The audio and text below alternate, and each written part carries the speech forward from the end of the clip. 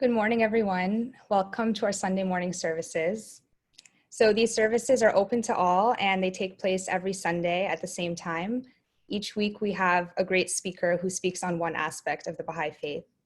Today we'll start by playing a poem by Sadi, which is set to music by international musicians, and then we'll follow that with a reading from the Baha'i faith.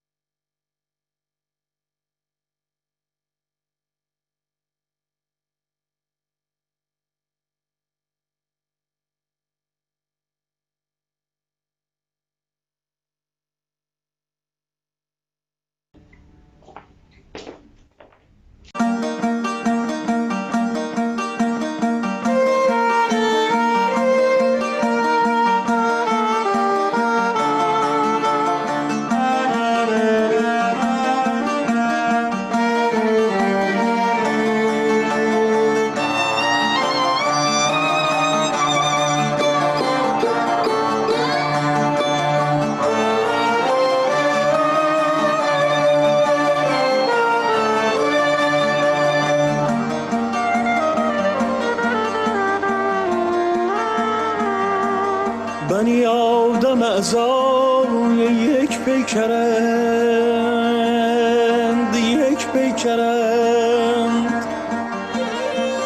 که در آفرینش ز یک گوهرند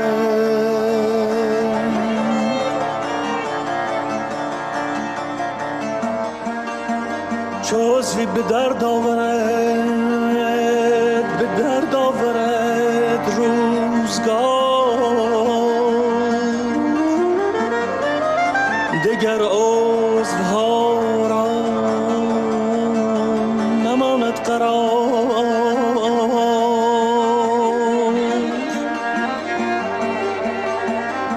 تو که از محنت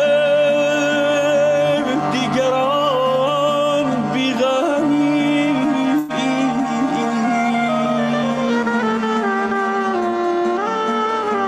نشاید که نامت نهند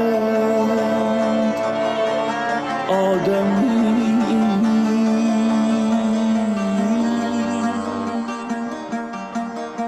Gli esseri umani sono parte di un unico corpo, provengono dalla stessa perla. Quando una delle parti soffre di qualche male, anche le altre provano dolore. Non puoi considerarti parte dell'umanità se non hai compassione di quel dolore.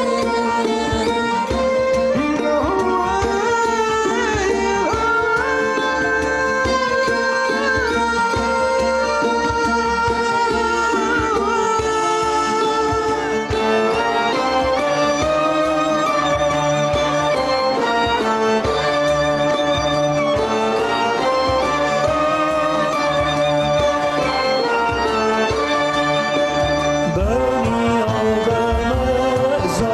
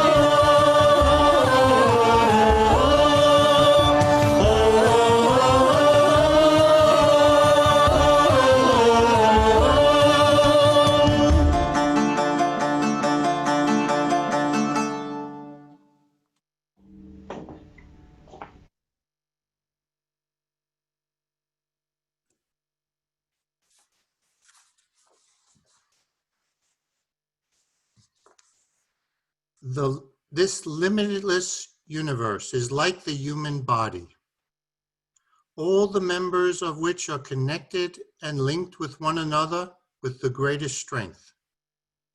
How much the organs, the members, and the parts of the body of man are intermingled and connected for mutual aid and help, and how much they influence one another. In the same way, the parts of this infinite universe have their members and elements connected with one another and influence one another spiritually and materially. Abdul Baha. Thank you so much. So I'm going to go ahead and introduce our speaker for today. And I just want to say that we'll have a Q&A session after the talk. So please save your questions for then. And please use the chat function in Zoom to ask your questions, and we'll try to get to as many people as possible. So this week, our speaker is Mr. Rainn Wilson, and his topic is Transcendence, where art and faith converge. Rainn Wilson is best known for playing the role of Dwight Schrute on NBC's The Office. Additional film and television credits include Galaxy Quest, Almost Famous, The Rocker, Super, 6 Feet Under, Juno, Backstrom, Star Trek Discovery, Tom Paine, The Meg, Mom, and Don't Tell a Soul. He will also be appearing in the forthcoming series Utopia and the Power. Wilson co-founded Soul Pancake, a digital media company, and the Lied Foundation, an educational initiative in rural Haiti that empowers at-risk women and girls through the arts. And with that, I'd like to introduce Mr. Wilson. Thank you so much. Good morning, everybody. Nice to see you all. Well, hello. And my deepest apologies to everyone. A couple weeks ago, I was booked as the speaker, and in the middle of moving, I'm in my house I moved into 2 days ago, and with everything else going on, wires got crossed, and basically I didn't show up. So I'm very sorry about that. I'm sorry to have left anyone hanging that was waiting for me that early morning. Thank you for coming back. I would love to, there's an awful lot of people who don't have their video on. Maybe they haven't done their hair yet or something like that. Maybe, or maybe they're cooking breakfast and this is on in the background, but I'd love to have all your videos on, and then we can go to gallery view, and it helps me give the talk because it allows me to kind of see the faces. These Zoom conversations are really cool in a lot of ways, but they're also really tricky in a lot of ways because, you know, when you, as a speaker, you get a vibe off the room, you know, you can tell like people kind of gravitate towards a certain topics and then maybe pull away from others, or they seem to like the heavier stuff more, or they seem to like the lighter stuff more. It's really tricky on Zoom to get a read of the room. So seeing your faces is very helpful to me. So thank you very much. I wanted to start by saying, well, first of all, that was an incredibly beautiful song.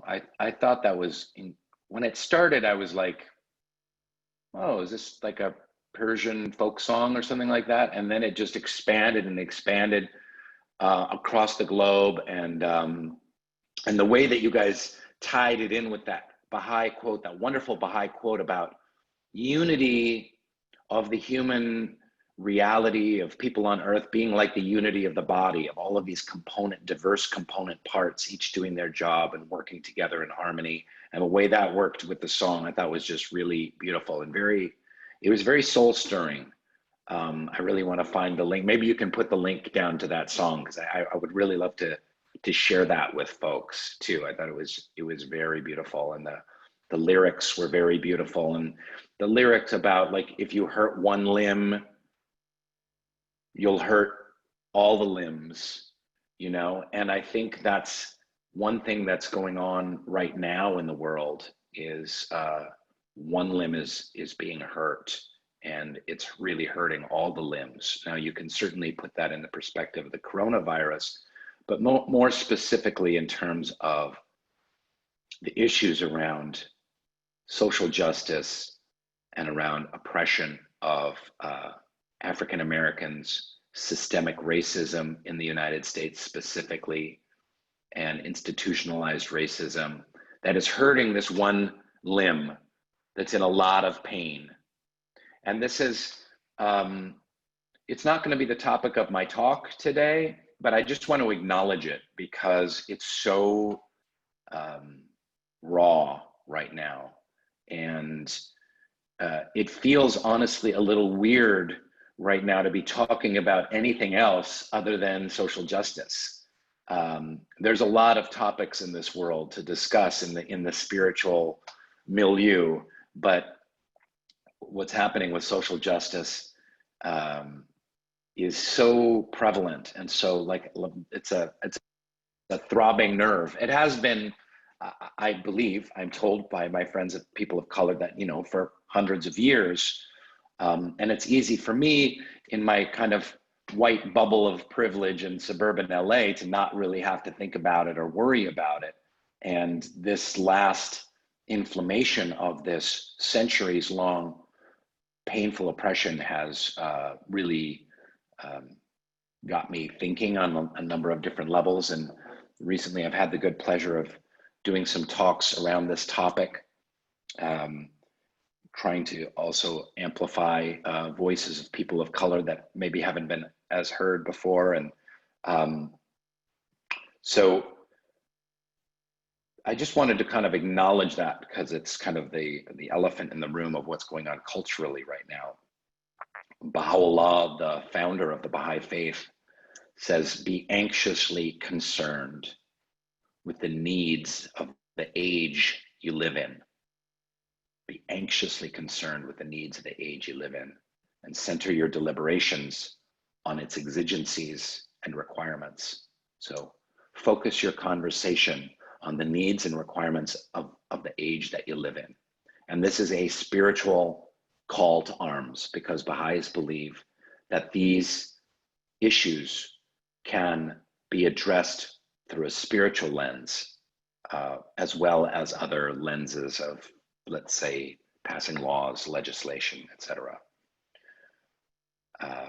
So I just wanted to acknowledge that, but we're going to talk about something a little bit different, but maybe it's all related. Maybe it all comes together again, like the various limbs and components of the human body. Maybe it's all connected in the end. First of all, I want to say to whatever folks out there that might know very, very little about the Baha'i faith, I want to just do a little brief introduction about what the Baha'i faith is in case you just showed up and you're like, yeah, I heard the guy who played Dwight is going to be on this Zoom in Virginia. And he just showed up and you don't know what is going on. Like, what are they talking about? Bodies and justice and music and weird sounding names. So let me fill you in a little bit on the Baha'i faith for those of you who don't know.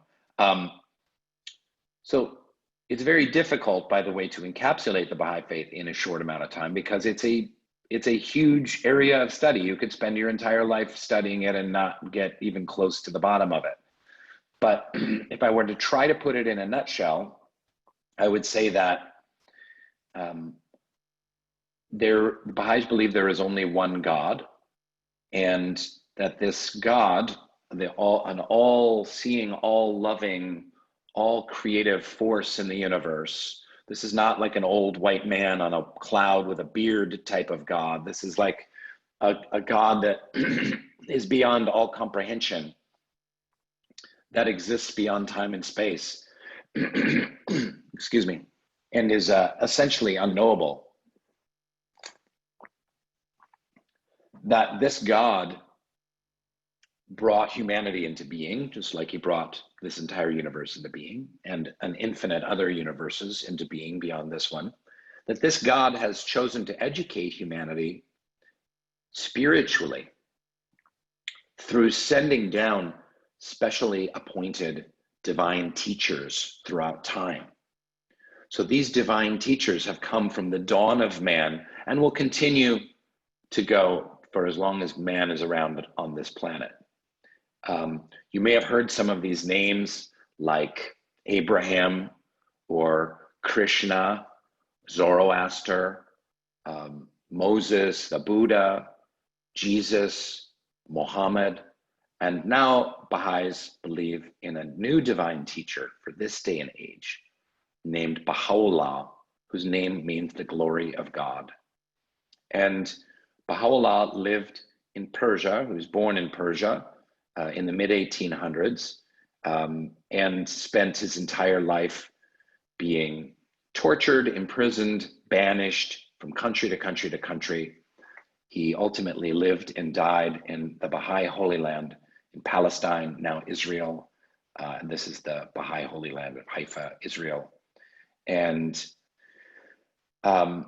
Baha'i, and so another analogy that Baha'is often use for these divine teachers are divine physicians. So we're using the analogy of the body again, and the body occasionally needs to be healed. Things are out of balance. So you go to the doctor, and what does the doctor do? He does a two-part thing. He diagnoses and prescribes.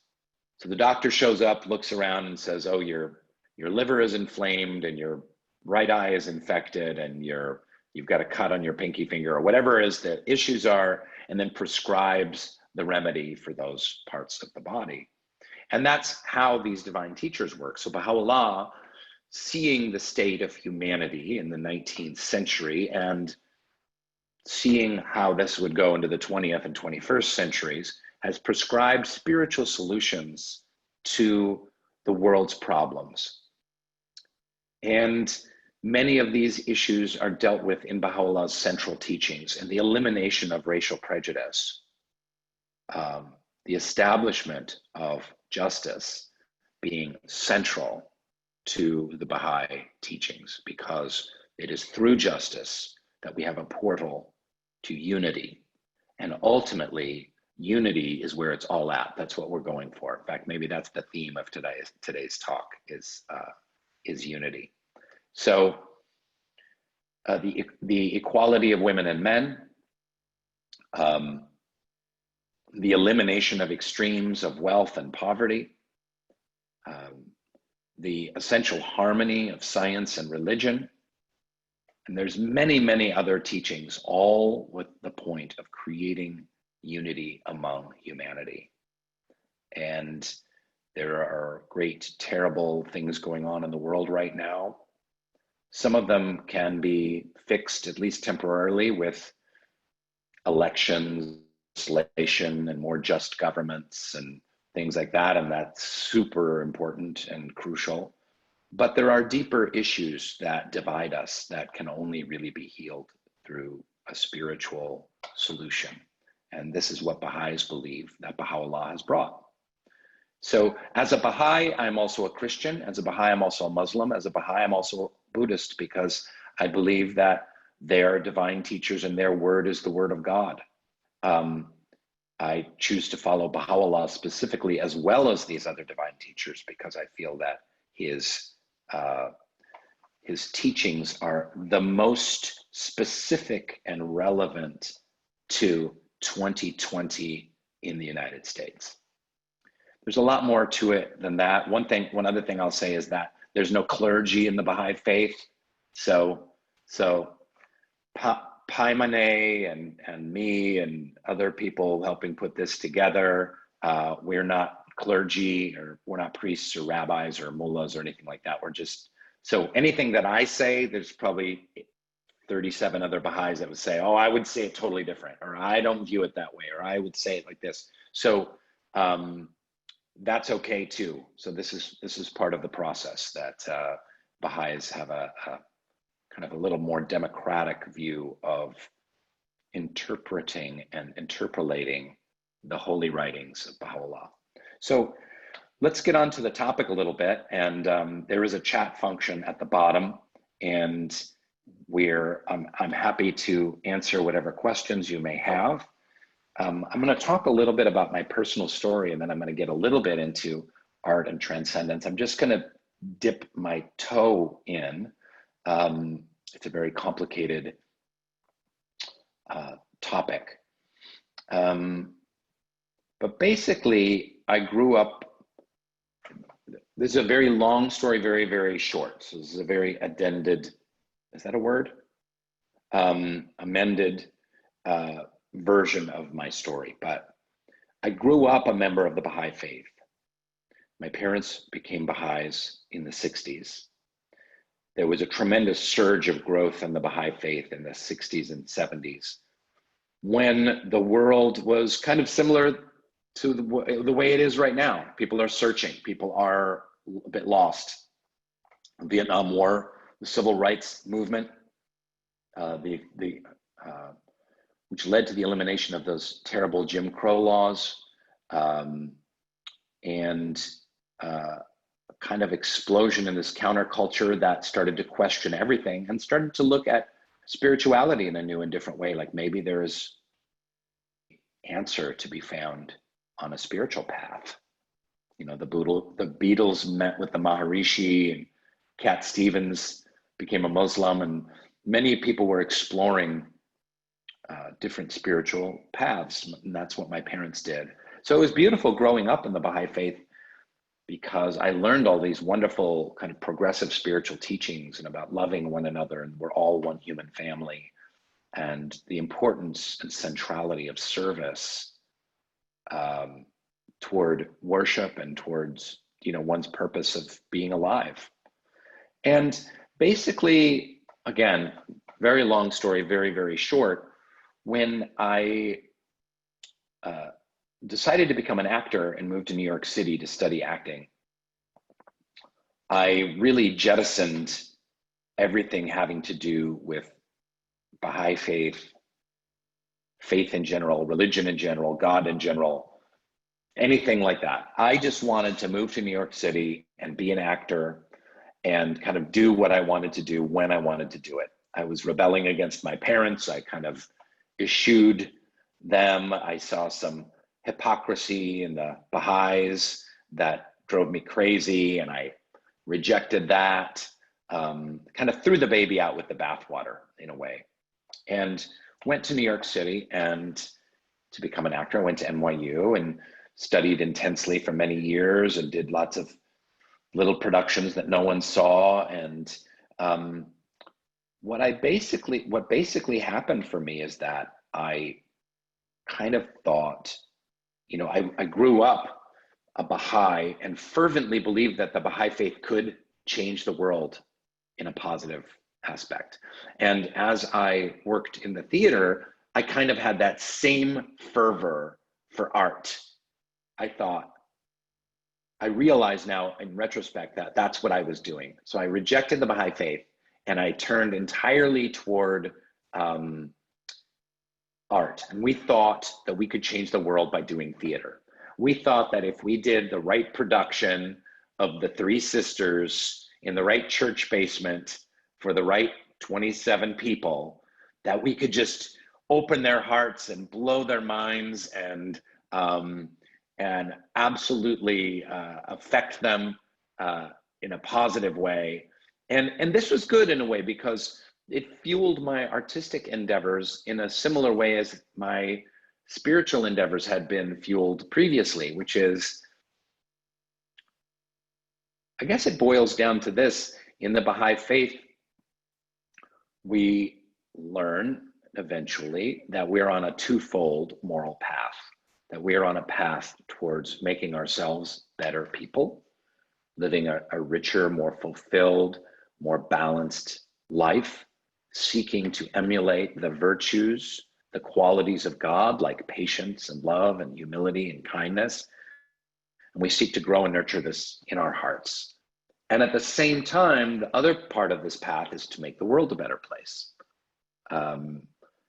to be of service to humanity. And like I mentioned earlier, to be anxiously concerned with the needs of the age you live in, and to center your deliberations on its exigencies and requirements, to focus your work on helping to make the world a better place at the same time. So I was essentially doing just that with theater. I was, trying to make myself a better actor, and we thought we could change the world by doing theater. So again, there was this kind of twofold spiritual path that many Baha'is take that I was taking as a young actor. Again, long story short, excuse me, time for a refreshing beverage.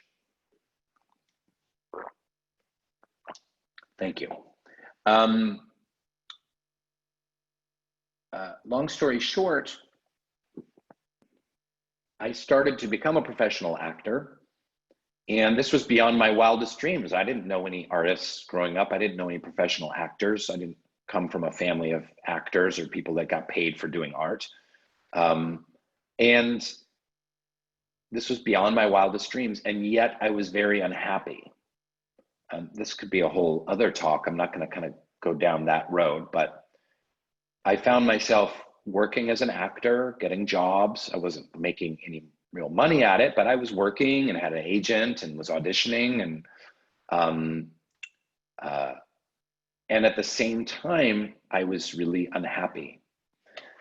And this didn't make any sense to me, because I kind of thought like, well, if I go to acting school and I become an actor, and then I'm working as an actor and I'm living my dream in New York City, being a bohemian, trying to make the world a better place by putting on plays, then that will be so fulfilling that I will be happy. But I wasn't. I was quite the opposite. And so this got me thinking about spirituality in a deeper way. And so I explored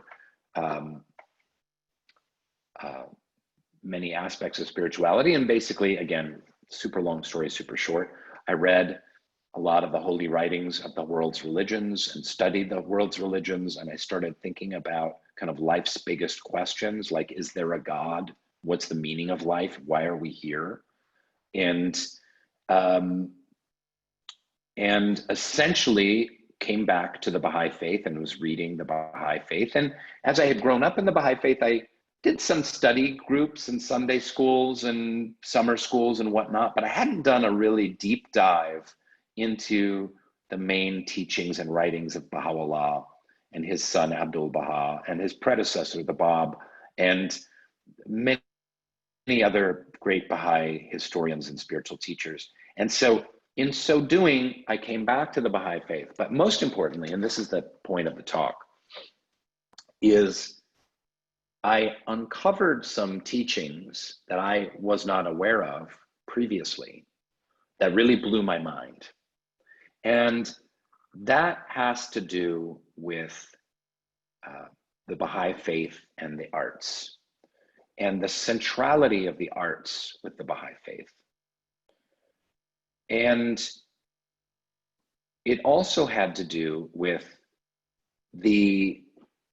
another central teaching of the Baha'i faith that I didn't mention before, which is called the individual investigation of truth.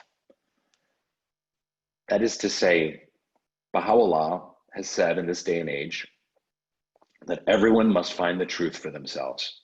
Now, this may sound pretty obvious. You know, you might just be like, well, duh, of course I'm going to find the truth for myself. I'm going to take a gap year and I'm going to go kayaking and I'm going to take this meditation class and I'm going to read, you know, The People's History of the United States by Howard Zinn, and I'm going to like find the truth for myself. But this was extremely revolutionary coming in the Middle East in the 19th century, where no one found the truth for themselves. If your great-grandfather and your grandfather and your father went to the mosque on the corner, then you were going to the mosque on the corner. And if your great-grandfather and grandfather and father were, you know, watchmakers, then you were going to be a watchmaker. You didn't have a choice. You didn't say like, you know what, I'm not going to be a watchmaker. I'm going to go be a tour guide in Nepal. It's like, what? No, you don't have that choice. So I realized that my sojourn being an actor in New York City was part of my journey to find the truth for myself, that I needed to go down this path in order to find the truth, which for me was coming back to the Baha'i faith. Now, there's a lot more to this central teaching of the individual investigation of truth than just that. It has a lot of layers and depths and complexity to it that we don't have time to get into right now. But the quotes about the arts were really super interesting. I'm going to share some quotes. Oops. What did I just do? Here we go. I'm going to just share a couple quotes to kind of get us going and just warm us up, and then talk about a few quotes from the Baha'i faith about the arts that were greatly uplifting and inspiring to me at the time. So, hold on. Again, there's a chat function at the bottom. If you guys have questions, we'll have time for questions at the end and make this a little more interactive. No, I don't want to share my mail inbox. Here we go.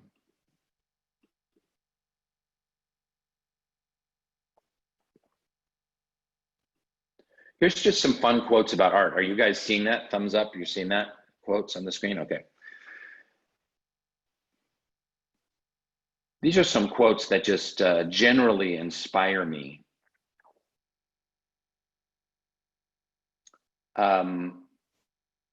Seek to know the power that is within you, says the Buddha.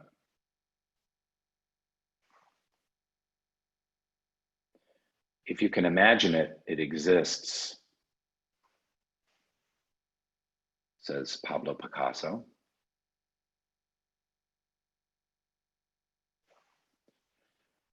Art is not an end in itself. It introduces the soul into a higher spiritual order, which it expresses and in some sense explains. Thomas Merton. Thomas Merton is the great Catholic mystic, one of the greatest poets and writers of the Catholic tradition of all time. His work is incredibly in alignment with the Baha'i faith. If people want to dig into the writings of Thomas Merton, he essentially united the Catholic tradition with Buddhism and Taoism and Hinduism. But I love this idea because art is not an end in itself. It introduces the soul into a higher spiritual order, which it expresses and in some sense explains. So a two-part process. Art evokes the mystery without which the world would not exist. Art evokes the mystery without which the world would not exist. And here's a beautiful quote from Baha'u'llah. This is from the Seven Valleys, a mystical work of his, where he quotes the Imam Ali, the fourth Imam of Islam.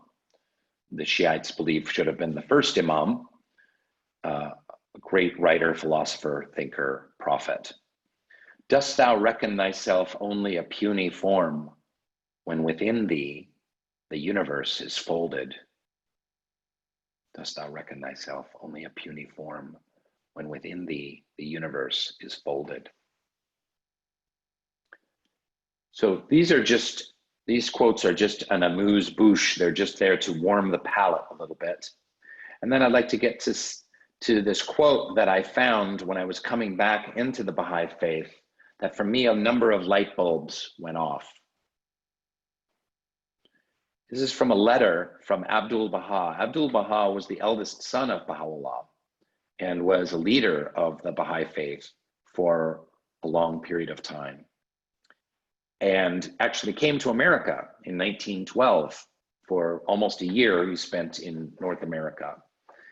And incredible speaker, philosopher, spiritual leader, and Baha'is love and hold his writings as being very close to those of his fathers. I rejoice to hear, this was in a letter, I rejoice to hear that thou hast taken pains with thine art, for in this wonderful new age, art is worship. The more thou strivest to perfect it, the closer wilt thou come to God. What bestowal could be greater than this, that one's art should be even as the act of worshiping the Lord? That is to say, when thy fingers grasp the paintbrush, It is as if thou wert at prayer in the temple. So in this wondrous new age, Abdu'l-Baha says, art is worship. The more you strive to perfect it, the closer you come to God. What bestowal could be greater than this, that one's art should be even as the act of worshiping the Lord? That is to say, when your fingers grasp the paintbrush, it is as if thou wert at prayer in the temple.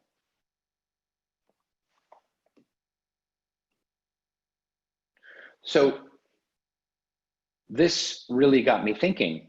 Again, I had come across writings about the independent investigation of truth and how important and central it was to find the truth for oneself, and that that's the journey I had been on. But then also, I realized I was on a journey trying to perfect my art. I had not perfected it by any means, but I was trying to become a better and better actor. I was trying to make the world a better place with my art. And then I realized that, in the Baha'i faith, art is the same as worship. So really all of that time that I had spent away from the Baha'i faith, I had spent on a journey of self-discovery, an independent investigation of truth, and also trying to perfect an art that is the same as prayer. So really that those years, those 10 years had been in an act of prayer and an act of worship.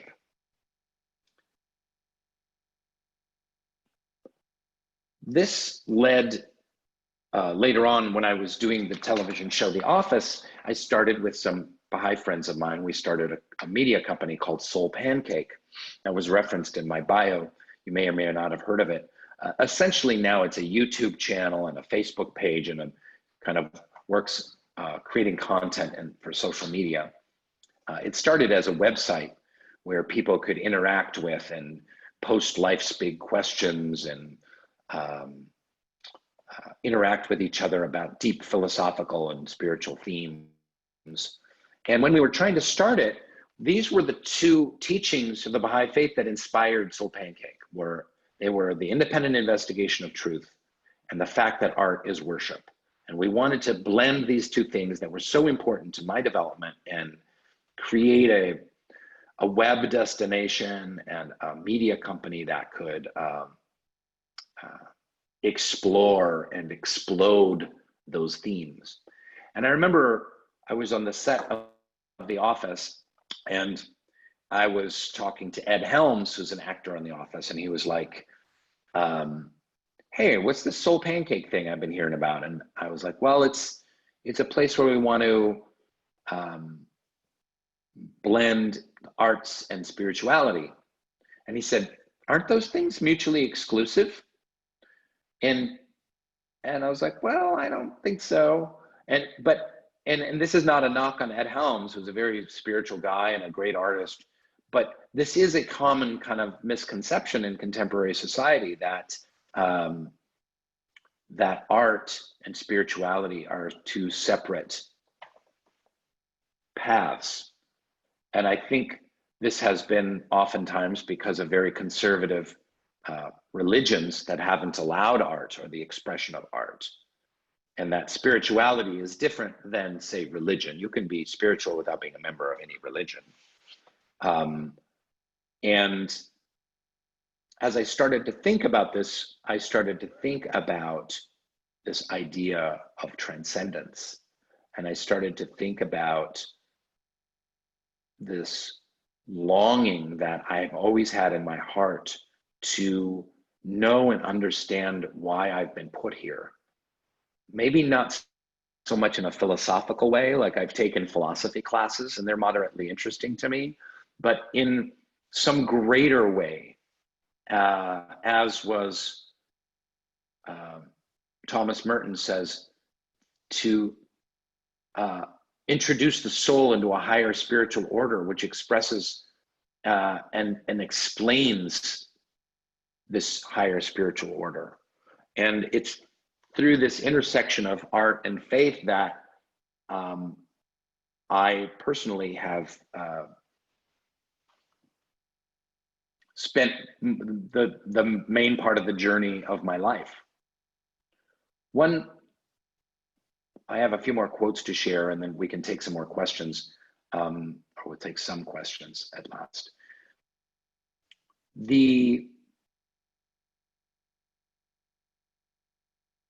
At Helm started me thinking about how compartmentalized we are and how compartmentalized I was. That I had my professional life, you know, my career as an actor over here, and then I had my artistic goals as an actor. Then I had my spiritual life over here. Then my friends were over here. My family was over here. My hobbies were over here. And all of these things were in different compartments. And I started thinking about, and it brings me back to the Baha'i teachings on unity of the body that was read at the beginning of this conversation.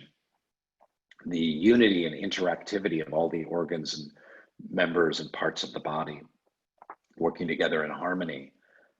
How can I, at long last, separate my all of this disunity in my life and to come into integrity and integration, where my artistic expression, my faith as I came back to the Baha'i faith, my family life, you know, how I behave, you know, who I am as a person is all united.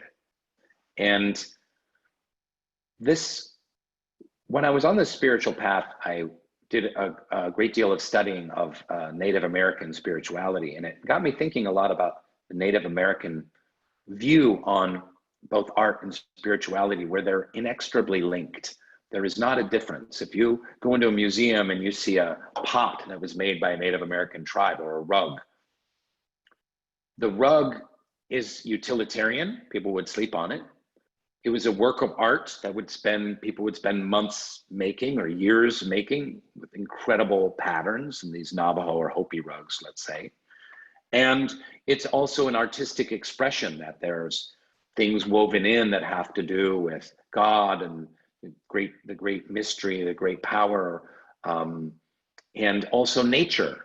There might be a mountain, and that mountain is synonymous with God, is synonymous with nature, is synonymous with their ancestors, and coming to bear in this rug that was also very practical, and that would be trod on and stepped on. It wasn't put in a museum or something like that.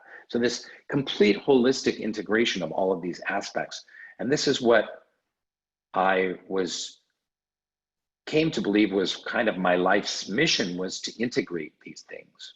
So people ask me a lot about Dwight, and they say, like, what's that like being a Baha'i and playing Dwight, or is Dwight spiritual? Or, you know, because Dwight, for those of you who don't know, is kind of the least spiritual human being on the planet, and on the television show The Office, you know, comic sidekick who's kind of annoying and obsessive, and again, if I'm perfecting my craft by playing Dwight, or attempting to play a better and better version of Dwight, then I'm in worship. And ultimately, at the end of the day, one of the most gratifying things about playing Dwight is all of the people who say and continue to say, The Office brought me such solace during a really difficult period of my life.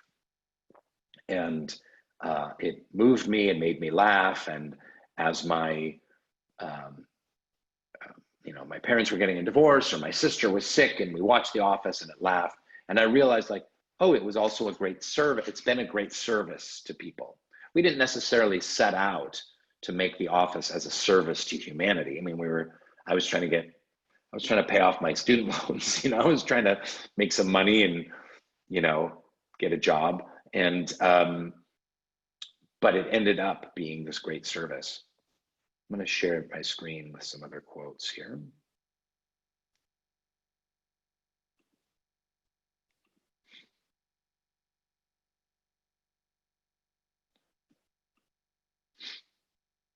Some other thoughts from a Baha'i perspective about the arts. Baha'u'llah says, arts, crafts, and sciences uplift the world of being and are conducive to its exaltation.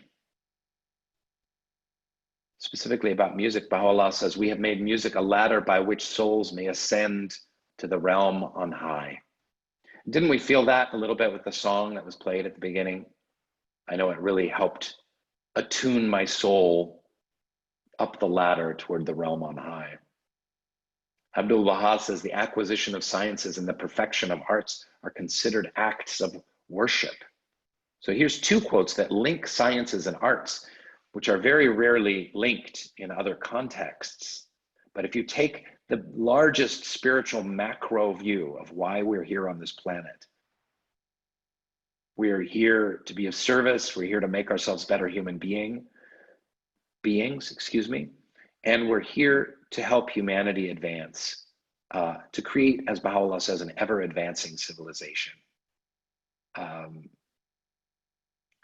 Baha'u'llah says, let your vision be world-embracing, and pursuit of arts and crafts and sciences uplift the world of being and ultimately are of tremendous service. The final quote here is, all art is a gift of the Holy Spirit. These gifts are fulfilling their highest purpose when showing forth the praise of God. So art is a gift of the Holy Spirit. We could do a whole talk just on that, like what is the Holy Spirit and how does the Holy Spirit bestow upon us gifts? So this, it's the idea of the muse, the ancient idea that artists would say, well, this doesn't come from me, it comes from some other source. And then it expresses that other source. So there's this kind of duality, this kind of conversation between the Holy Spirit and the artist. And that this art is fulfilling its highest purpose when showing forth the praise of God.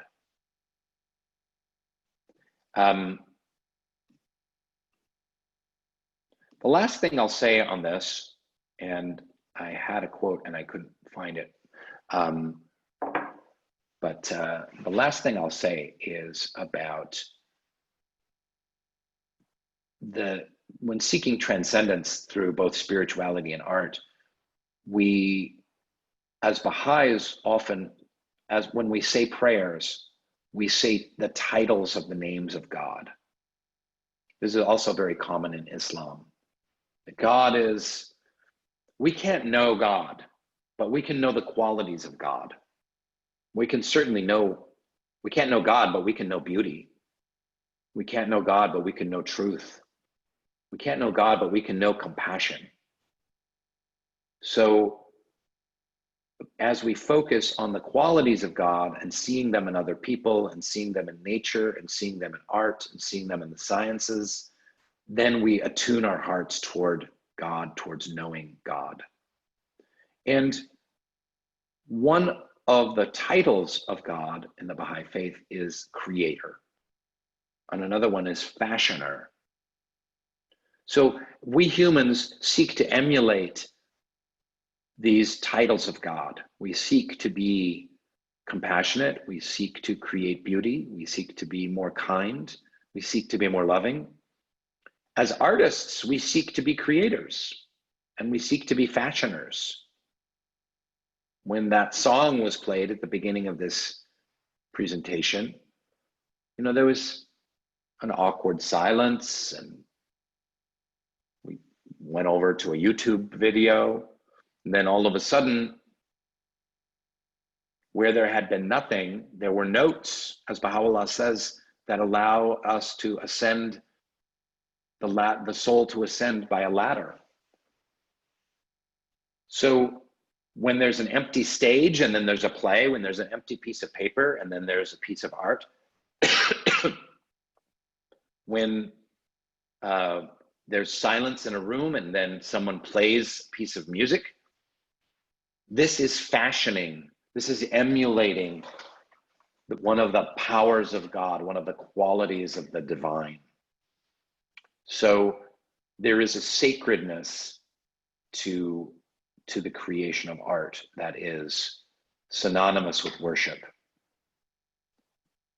And I could, I suppose, go into a whole thing about sacredness, which we won't have time to because I want to leave time for questions and whatnot. But those are just some thoughts about art and transcendence, and realizing that my kind of life's journey and my life's purpose really is the integration of, you know, again, it's the question that I get asked the most. It's like, why is the guy who played Dwight, people can't wrap their heads around, why is the annoying guy who played Dwight interested in spirituality?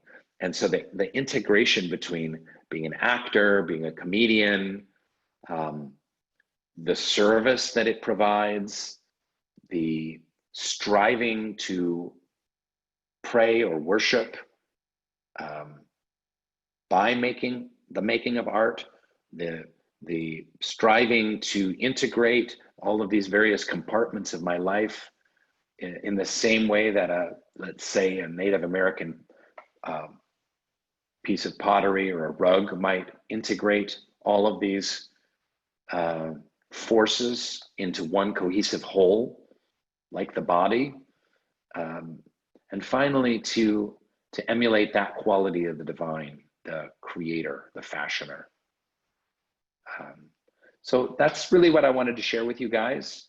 And I'm open to just having a conversation. There's a chat function at the bottom of the page. And Paimane, do you want to MC that, or do you want me to? Yeah, I can read the questions out loud and you can answer them. Okay, great. Okay, great. So thank you so much. Our first question is by Brigida, and she asks, how did you navigate sharing or not sharing the Baha'i faith in your work? Well, I didn't navigate that. I shared the Baha'i faith. My feeling is that the Baha'i faith is the thing I love maybe the most in the world, maybe even more than art. I know that's crazy. By the way, if you want to see what I'm talking about with art, I just moved into this office. So this is what Zoom can afford you. And here's all the paintings that I haven't yet been able to hang. They're all stacked all over the place. Anyway, so yeah, I didn't navigate that. I just shared the Baha'i faith because I share what I love. And if you don't share what you love, for those people who are Baha'is, if you love the Baha'i faith and you're not sharing it, then you don't really love it, because you share what you love. If you love sushi, you share your love of sushi. If you love the movie Blade Runner, you share your love of the movie Blade Runner. If you love tennis, you share your love of tennis. So super important to share our hearts and share what we love, so that we can live in a greater integration. That's my opinion. People may feel differently. Our next question is from Nima Izadi. Faith and religion often mandates that we moderate our art, creativity, and comedy for the sake of chastity and spiritual development. Yet comedy and any art form should push boundaries often, whether through odd and inappropriate jokes, complicated storylines, or other examples like nude paintings. As a person of faith, how do you moderate your art? Is it even possible to moderate art? Were there roles you had to turn down because of their extreme or risque nature? Thanks for your work and efforts. Wow, great question. Very smart question. There's a lot to unpack there. And if you ask 10 different artists this question, they're gonna have 10 different answers. But Baha'u'llah also teaches moderation in all things. And yes, this has always been a struggle. It's a struggle, especially for comedians, because like the questioner says, part of comedy, part of what makes us laugh is pushing a boundary and stepping over a line and getting that kind of like, oh, kind of reaction. So, but to do that, sometimes you have to step way over the line and be offensive. And sometimes you don't step enough over the line and you don't quite go there. So you're trying to always walk that balance. And I speak to a lot of other Baha'i performers and comedians, like Omid Jalili in England, who's a very well-known stand-up comic, and he always is having issues with this. In fact, he's had Baha'is write letters to institutions about his jokes and say, he shouldn't be telling a joke about testicles. He's a Baha'i, and it's a really interesting line to walk, and it's a difficult one. But we all walk that same line as Baha'is in whatever we do, and as accountants or insurance adjusters or school teachers or whatever we do, we're trying to walk that line between our faith and what we feel is right in the context of the modern world. So yes, I think modesty is important, and there's been many roles that I've turned down because they're so offensive, and I felt like the piece of work that they were in did not make the world a better place. That being said, I've also taken roles that, when I look back on it now, like would I have taken that part 10, 12 years ago with what I know, it probably wouldn't have. I wish I hadn't have done that. It's an extremely tricky balance to walk. So, but again, if we take the macro view of the purpose of art, it's to create a ladder for souls. It's to give praise to the Almighty God. It's to give service. It's, again, to be a fashioner in the same way that God, the creator, is a creator. There was a blank canvas of the universe, and then there was the Big Bang, and all of a sudden, time and energy and matter were all brought into being at the exact same split second. I mean, what greater thing to emulate is there than that? But yeah, I've turned down roles that have been really egregiously morally repugnant. And then I've taken some roles that are like morally dubious, but ultimately I hoped that the project itself had enough good aspects to help make the world a better place. And it's an interesting thing as an actor too, because as an actor, I may be called upon to play a rapist. I may be called upon to play a racist. I may be called upon to be doing things that I wouldn't do as a Baha'i, but it's in service to the greater story. I'm a part of a storytelling. I'm one part of the limbs or members and parts of the body that are attempting to tell an even greater story. So I have to look at that, the ultimate purpose of that greater story. And sometimes, frankly, just making people laugh is a great service. Our next question is from Nassim. As a parent of 2 daughters just budding into adulthood, ages 17 and 20, they have a tremendous love for the faith, but sometimes express that it is too idealistic to be practical in their day-to-day life. I don't think they question its authenticity, but do you have any words of wisdom to suggest? Perhaps the question is, what words of wisdom would you have for your younger self?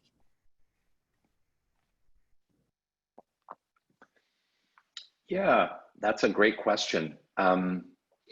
I don't really have any answers to that. I have a 15-year-old son who's almost 16.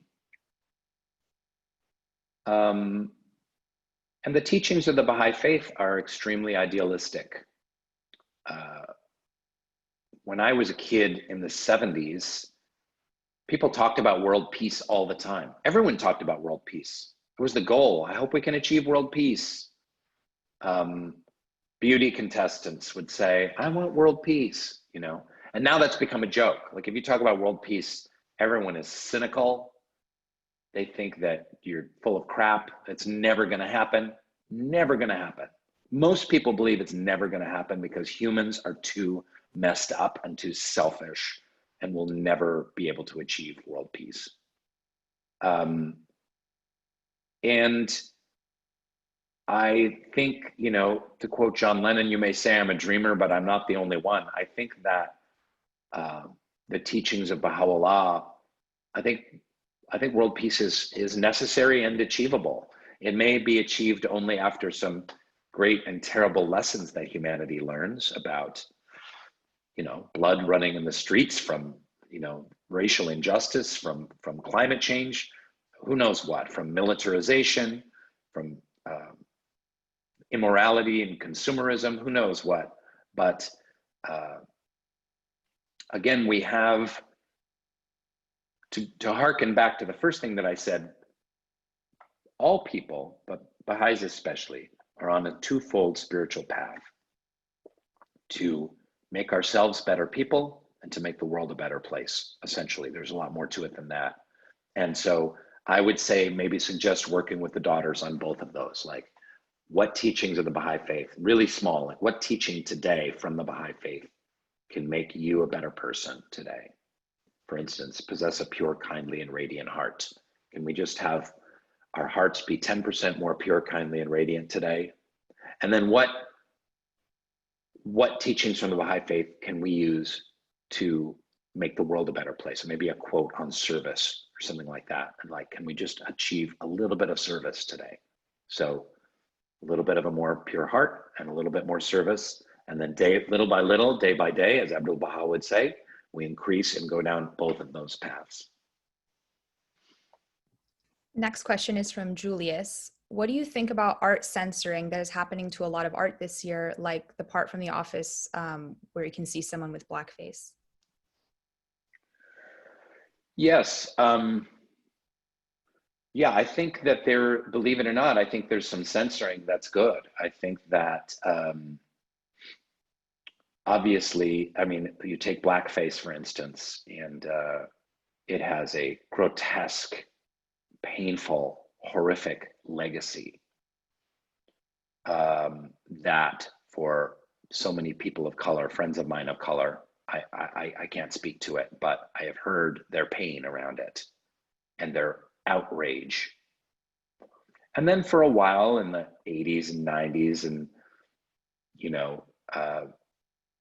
there were, it was kind of like making fun of it and poking out, oh, this person's being inappropriate by doing it. So trying to kind of like, again, what's that line that comedies like sometimes goes too far and pushes too far to try and get a laugh and to be a little bit offensive and titillating in how offensive it goes, and that it has moved too far. And it's time to sensitivity toward the pain of that someone might be feeling, and compassion towards that person, and humility and a deep empathy is far more important right now than getting those kind of laughs. There's lots of other ways that we can get laughs. So I'm in support of that. Obviously, it's a slippery slope if we start censoring art. Anything that's remotely offensive to anyone gets pulled, then we're in trouble, because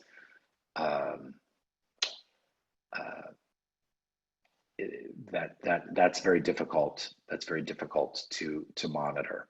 And one of the reasons The Office was successful in this regard was because you had Michael and Dwight as two of the leads that were they're so crass and insensitive and clueless that they can get away with saying this stuff, and how the other characters react to what they're saying shows how off base it is.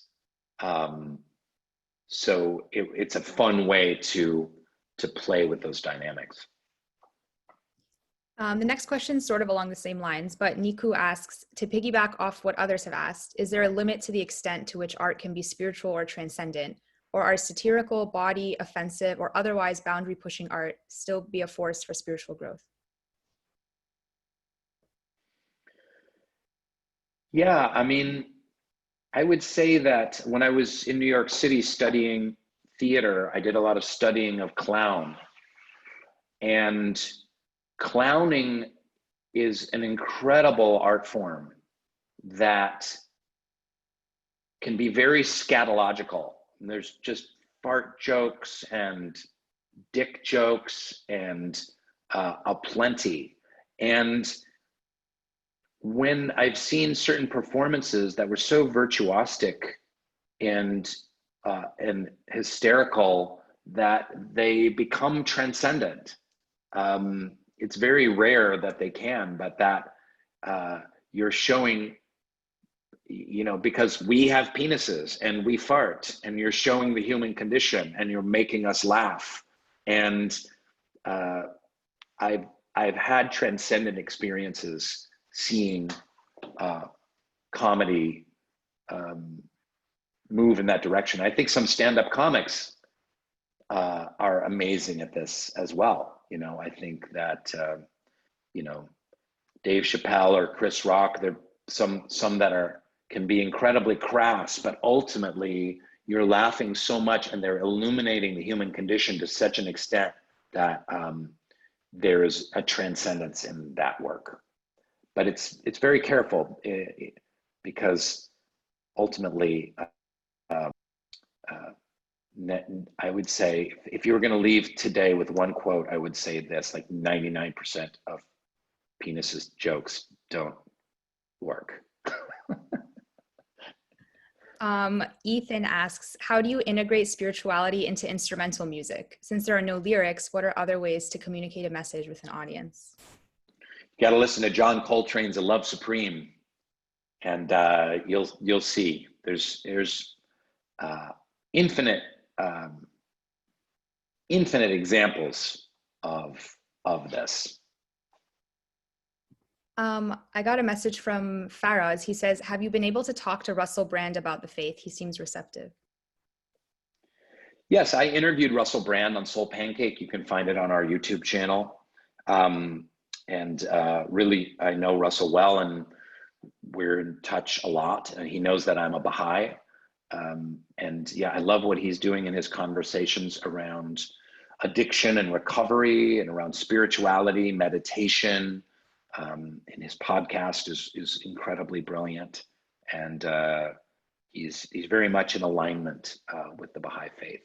But again, as speaking to the Baha'is here, it's not about converting people to the Baha'i faith. It's about finding allies that want to work together to make the world a better place, and that want to use and focus on using spiritual tools toward that end, that there can be spiritual solutions to some of the world's issues. And he's a great ally to the Baha'is in his elevated discussions around these topics. Ryan asks, how do you envision using the arts to build a global community? I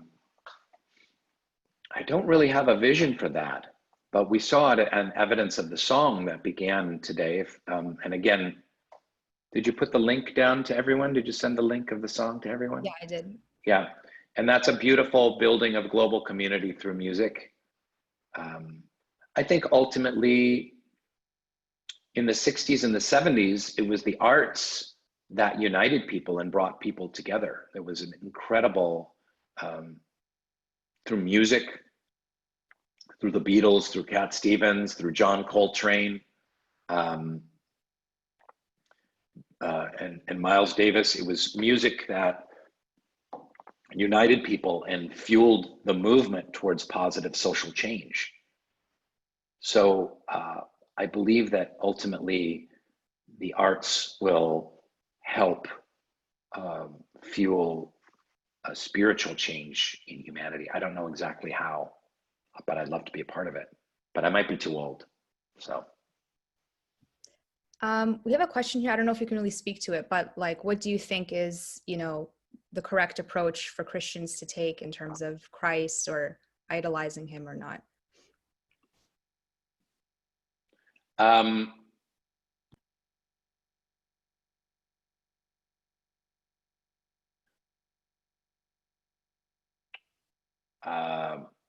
I'm looking for the actual question. Do you believe it is correct for Christians to idolize Christ? Well, I can't really speak to what someone else should do. This is a much larger question, and an interesting question, which has to do with the role of the prophet, the role of the manifestation of God. Baha'is call them manifestations of God. Are they God? Are they man? Are they a combination of both? Are they 60 man, 40 God? Are they 90 man, 10 God? To the Buddhist, the Buddha had achieved nirvana. He was a man who achieved bodhisattva and enlightenment. and in so doing became kind of a god, but really was an enlightened, totally enlightened man. To the Christians, Jesus was the Son of God, literally, even though Jesus never called himself the Son of God, which is an interesting thing to look up. Jesus called himself the Son of Man, but others after he had died said he was the Son of God. And so to the Christians, he's a piece of God walking around on planet Earth, and he's part of God. You understand God through the Father, the Son, and the Holy Spirit. To the Muslims, Muhammad, peace be upon him, is a messenger. He is a spokesperson for God. He is not, now he's to be revered, his station is to be revered, but he is not any kind of like God walking around on earth. He's a humble man, and the angel Gabriel spoke through him, and he was the messenger, the mouthpiece of God, the friend of God. So these are three very different ways of looking at these divine manifestations, these divine and holy teachers, these divine physicians walking around on planet Earth. And for the Baha'is, it falls somewhere in the middle. That Baha'u'llah was very much a man, and also very much, I want to say, a god, but very much divine and having a separate station than a human being. So, but, you know, at the same time, Baha'u'llah had many of, you know, he had a corporal body. And so is it right for Christians to idolize Jesus? Like, yeah, if you believe that Jesus is the Son of God and kind of God walking around on planet Earth, then yeah, it's entirely correct. But it's just something to explore of this concept of divine manifestation and what that really means. It's an incredibly profound mystery and worthy of a great deal of reading and study. So I have a private question from Kristen. When you talk about spiritual tools to people who aren't Baha'is, how do you describe that beyond a strictly religious context? Well, that's a great question. So it's easy. Humanity has always adopted spiritual tools. Most people that meditate are not quote unquote religious. Meditation has been greatly adopted by the secular left in the cities of America and the yoga studios of people who are atheist or agnostic. That's a great spiritual tool that has been brought to us since the dawn of man. I mean, we're talking about the Upanishads and the Vedas that were written, you know, 5,000, 10,000 BC. They don't even know how old. So that's a spiritual tool. I think that Baha'is put a great deal of focus on the virtues when we've spoken about the virtues: kindness, compassion, humility, honesty, etc. Now we know these are spiritual virtues that are signs of God. They're they're emulating God by emulating these qualities. But you can easily look at those virtues as leadership qualities and positive character traits. When you start to look at gratitude, is a spiritual quality that has been greatly explored and studied in the field of positive psychology. You can look on Huffington Post or anywhere online and find all kinds of articles about gratitude and the psychological benefits of gratitude. But gratitude is a tremendous part of every spiritual tradition, and ultimately giving gratitude towards God for the bounties that we have and for what we have. So these and so many more are spiritual tools that can make our lives better, and we can use them and work hand in hand with them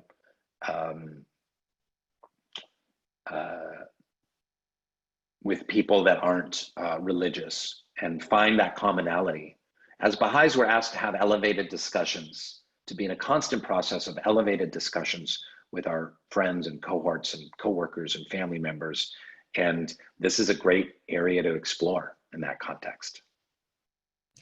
We have another question about whether you thought the blackface scene was bad enough to be deleted. I think you already touched on it, that yes. So just in the interest of time, I'll move on to the next question. Well, no, I will say that there's a, in the office, there's an episode where there's celebrating Christmas, and Dwight is playing Belschnickel, and who's a ancient European kind of version of Santa, but he's like a mean Santa Claus. And in the Belgian tradition, I think, he has a sidekick named Black Peter. And this has been in Belgian custom for 1,000 years, where you've got, you can Google it and you see, I think it's Belgium, if I have the right country right, and they wear a blackface. Different context than blackface in the United States, but nonetheless offensive. And so this scene is being deleted from The Office. They're literally just excising. It's about 3 seconds of screen time where someone Googles Black Peter and they're like, good thing Black Peter's not showing up today. And then you see Dwight's reaction, and then Dwight's little sidekick is walking across the parking lot dressed as Black Peter with blackface, and Dwight calls him on his phone, and Dwight's like, yeah, don't come, abort, turn around, go away. And then that's it, and it's gone. But we have deleted that scene from The Office. Paymon asks, would you be able to share what impact Soul Pancake has had and some comments you have received, and how others can also start similar projects to make a change? Sure.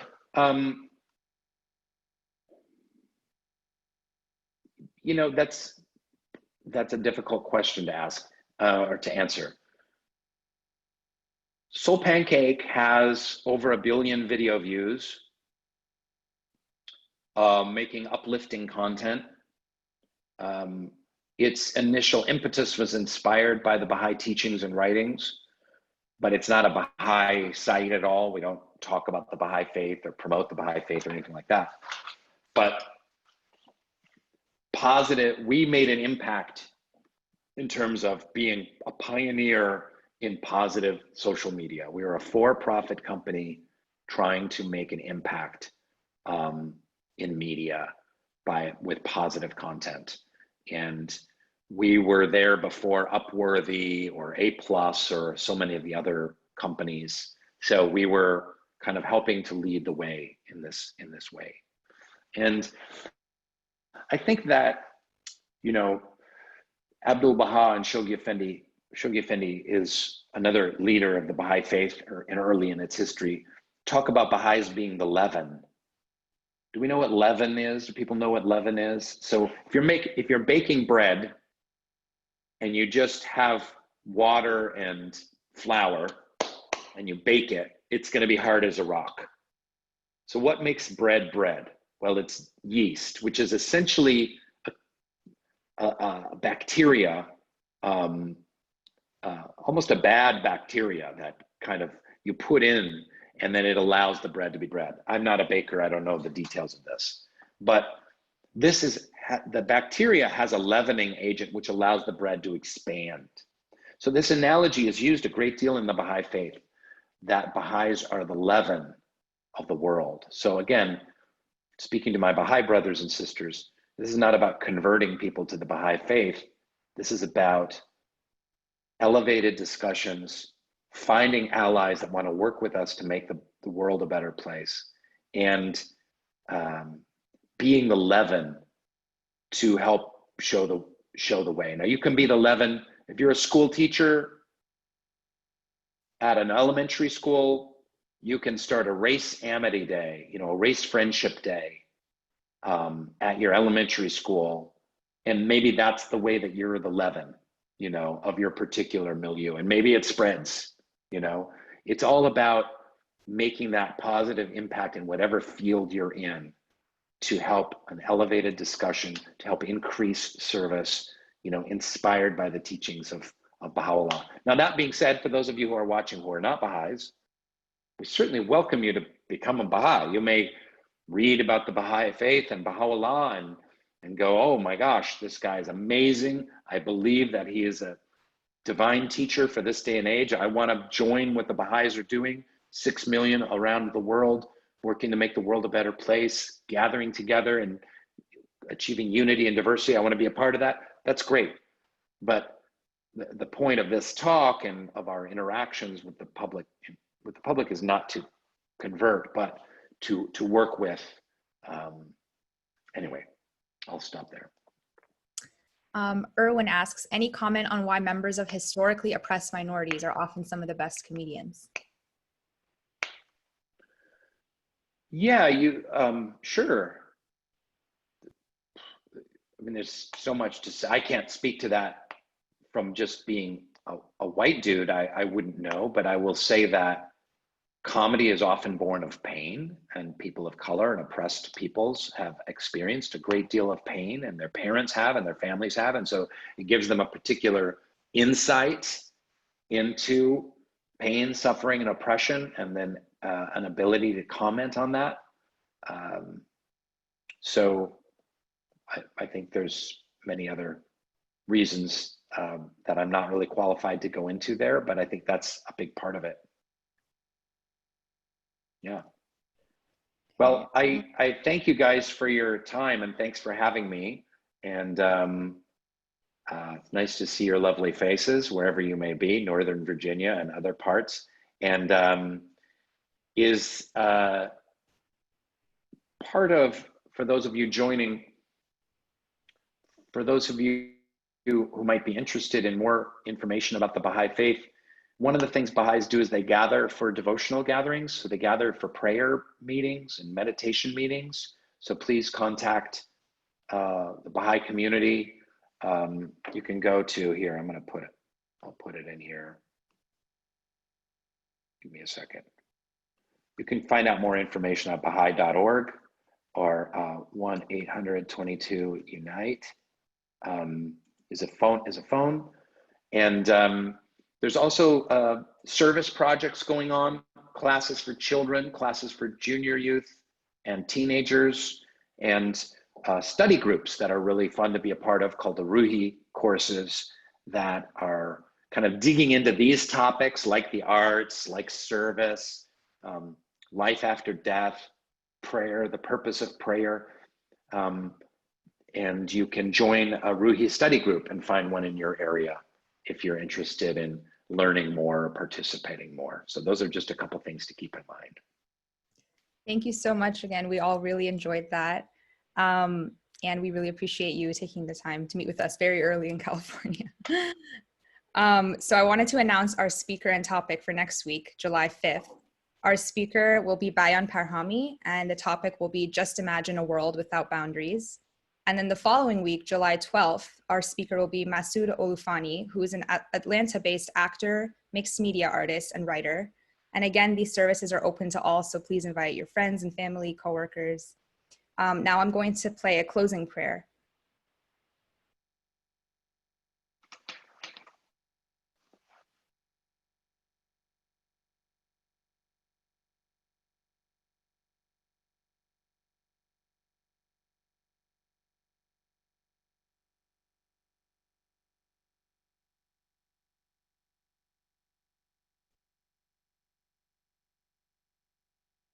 Unite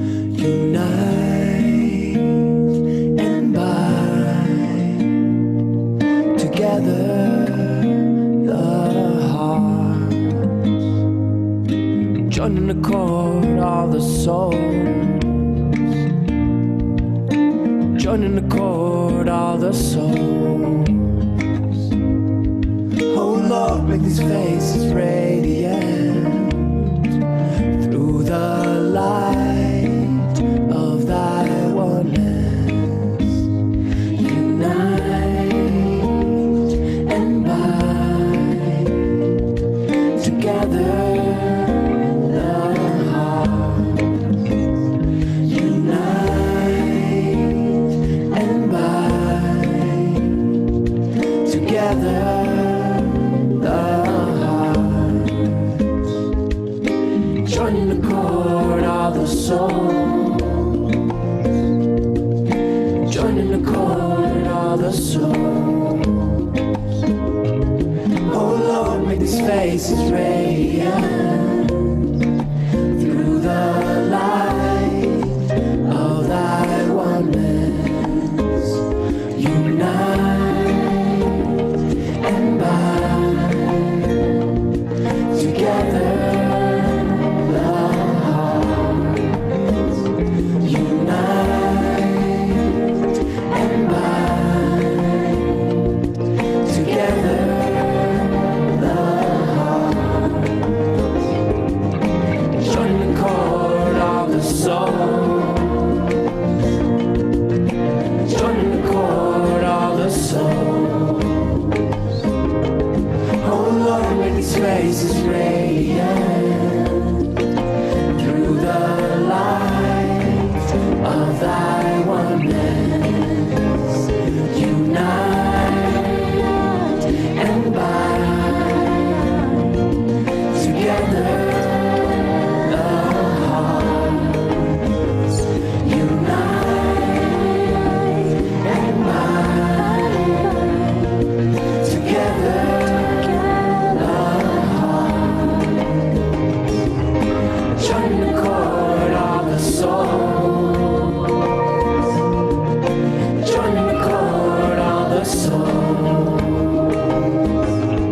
Oh Lord, make these faces radiant through the light of thy oneness.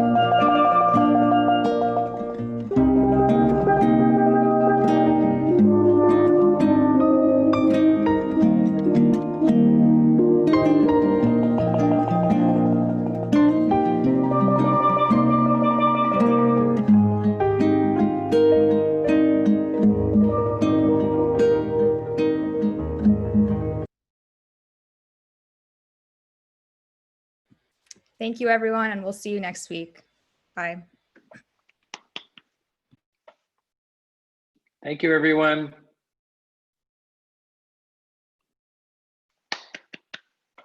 Thank you.